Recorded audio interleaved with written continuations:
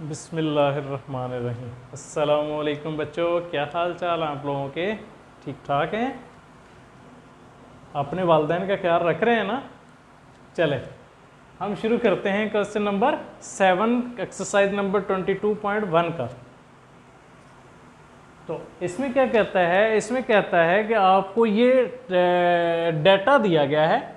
Data दिया गया है, किस तरह डाटा दिया गया है कि कुछ बच्चों के टेस्ट थे, कुछ बच्चों के टेस्ट कंडक्ट हुए, उन्होंने वेबसाइट से टीचर्स के लेक्चर डाउनलोड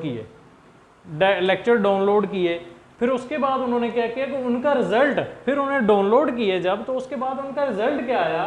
रिजल्ट उनका क्या आया कि नंबर उनके ये आए। कितने स्टूडेंट थे आप गिन लो इसको, आप गिन लो 1 2 3 4 5 6 7 8 9 10 11 12 13 14 15 16 17 18 19 20 21 22 23 24। कितने स्टूडेंट थे? 24 स्टूडेंट थे। तो 24 स्टूडेंट, इसको आप इस तरह कर लो, नंबर ऑफ स्टूडेंट्स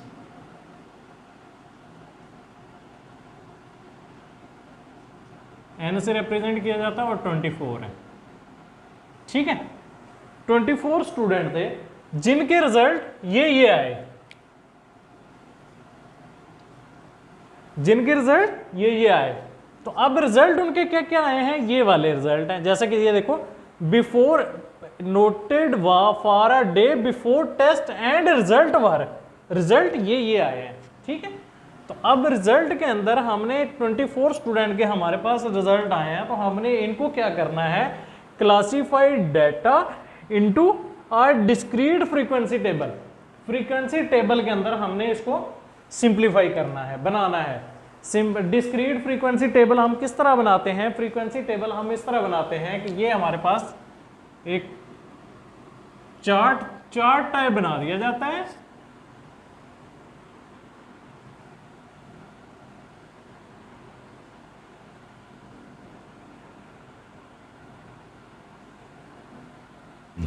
इस तरह आप एक टेबल बना देंगे। अब इसके अंदर आप लिखेंगे कि नंबर ऑफ ऑब्जर्वेशन या नंबर ऑफ रिजल्ट्स,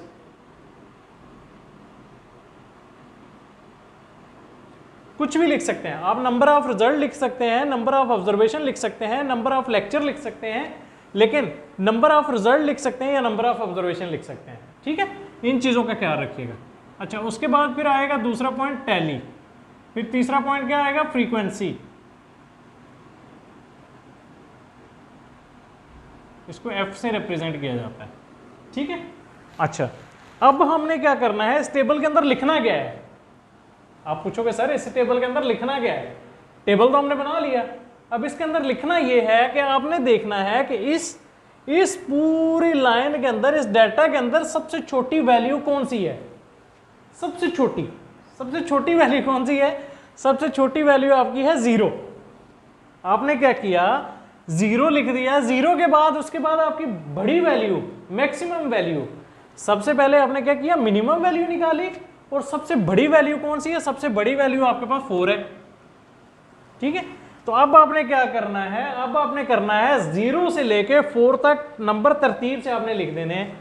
तो आपने लिखा 0 1 2 3 और 4 लिख दिया।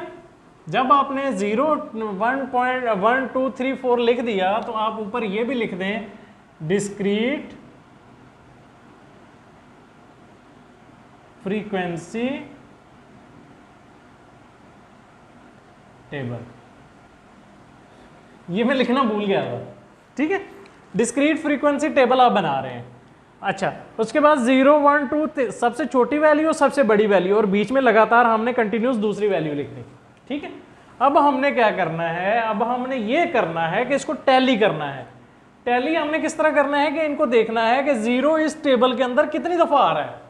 0 इस लाइन के अंदर, ये जो डाटा हमें गिवन है, इसके अंदर कितनी दफा आ रहा है? तो आपके अंदर इसके अंदर तकरीबन 1 और 2 दफा आ रहा है। तो आपने क्या करना है, इसके अंदर 2 लाइनें लगा देनी है, 1 2। जब 2 लाइनें लग गई, जब 2 लाइनें लग गई तो इसका मतलब क्या हो गया, फ्रीक्वेंसी आपकी कितनी होगी, 2। ठीक है, आपकी फ्रीक्वेंसी होगी 2। जब 2 लाइनें लग गई तो 2 लाइनों का मतलब है आपकी फ्रीक्वेंसी 2 है, 2 है। अच्छा, उसके बाद फिर हमने क्या करना है, फिर हमने 1 को देखना है कि 1 इस टेबल के अंदर कितनी दफा आ रहा है। 1 आपका आ रहा है 1 2 3 4 5 6 7, 7 बार आपका 1 आया है। तो आपने क्या करना है, 7 लाइनें लगानी है, 1 2 3 4 5 6 7, और आपकी फ्रीक्वेंसी क्या आ गई, आपकी फ्रीक्वेंसी आ गई 7 7। अच्छा, दोबारा मैं बताता जाऊं, पहली वीडियो में मैं बता चुका हूं, बहुत दफा बता चुका हूं कि ये जो हम 5वीं लाइन लगाते हैं, इस तरह क्यों लगाते हैं, ये इसलिए लगाते हैं कि हमारे पास कभी ऐसा होता है, कभी कभी ऐसा होता है कि 20 नंबर आ जाते हैं। तो हम क्या करते हैं, इस तरह फिर लाइन लगा के 5-5 का सेट बना देते हैं।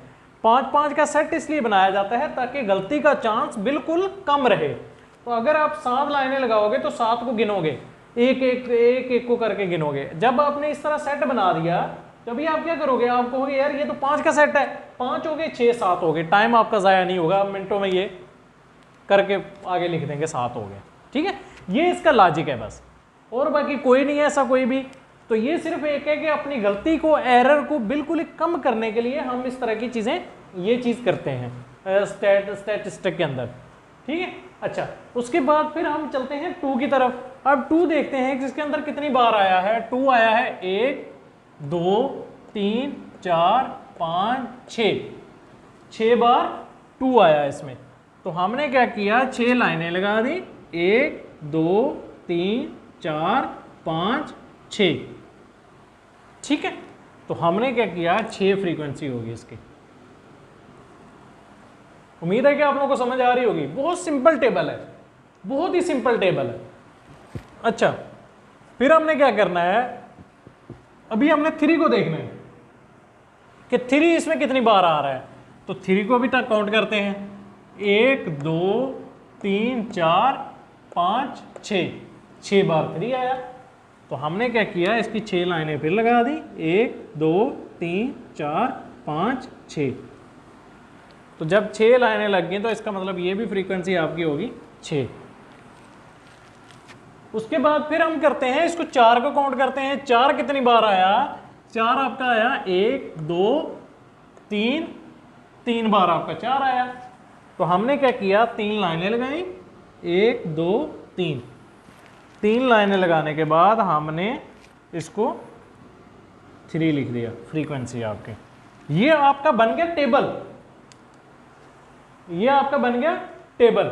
अब हमने क्या करना है, अब हमने देखना है कि ये जो हमारा n है ये 24 है। n हमें गिवन है, हमें जो दिया गया है डाटा, ये 24 यानी स्टूडेंट्स हैं जिनका रिजल्ट है हमारे पास। अब हमने देखना है कि क्या हमने जो फ्रीक्वेंसी टेबल बनाया है, जो हमने फ्रीक्वेंसी टेबल बनाया है, क्या इसके अंदर जो डाटा है वो भी 24 है, 24 स्टूडेंट का आ रहा है।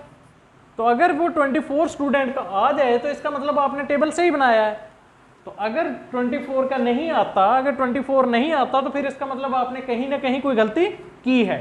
तो आइए देखते हैं, 2 + 7, 2 और 7 9, 9 और 6, 9 और 6 15, 15 और 6 21, 21 और 3 24। तो आपका ये जो आया, ये जो मतलब कि f को हमने प्लस किया, ये हमारे पास आ गया 24। तो ये वाला 24 और ये वाला 24 इक्वल नहीं है, इसका मतलब ये दोनों इक्वल हैं। तो इसका मतलब समीशन f का मतलब क्या है, समीशन f का मैं बार बार आपको बता रहा हूं, समीशन f का मतलब, समीशन का मतलब है कि एडिंग, और f का मतलब है कि f को जितने भी f फ्रीक्वेंसी जितनी भी है हमने इसको ऐड करके लिखा और 24 आ गया, और इसको शो करते हैं समीशन f के अंदर। समीशन f से शो किया जाता है, इसको आप n से भी रिप्रेजेंट किया जाता है, n से भी रिप्रेजेंट कर सकते हैं। ठीक है, ये आगे जाके आप पढ़ेंगे समीशन f होता क्या है, समेशन एफ के किस तरह निकाला जाता है, यानी ऐसे ही इन चीज़ों को। तो इसलिए मैं बता रहा हूँ कि ताकि आगे भी आप लोगों को अगर समेशन एफ आ जाए तो आप लोगों को पता हो कि ये चीज़ है, ठीक है। तो ये है थोड़ा सा इसके बारे में। तो उम्मीद है कि आप लोगों को समझ आ गई होगी। बहुत ही सिंपल सवाल था, बहुत ही सादा सवाल था और आसान सवाल था।